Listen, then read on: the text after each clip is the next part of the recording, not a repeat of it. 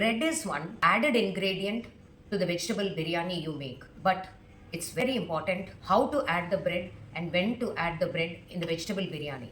So today I'm going to show you how I'm going to cut it and add it to the vegetable biryani. Let us start. It's always suited to take a bread which is thicker, that is the thick sandwich bread which is available in the market.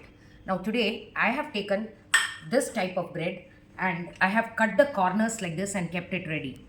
The corners have to be cut like this. Just cut it and discard them. When the corners are removed like this, it looks very, thin and then ready to get fried.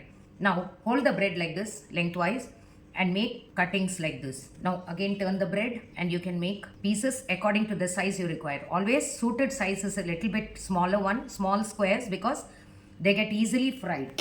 For example, you can see this is the size I have cut. Now let us keep it ready. Let us take oil in a pan and add these bread pieces and then fry it to this extent. You can see to what golden color I have fried this bread, like this on both the sides, so that it's biscuity and very crispy also to add, and it also adds to the taste of it. Now after preparing the bread pieces, fried bread pieces like this, keep it aside.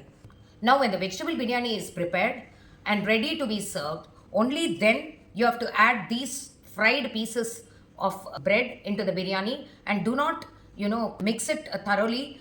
Just decorate them on the top so that it makes the vegetable pulao more tastier. Thank you.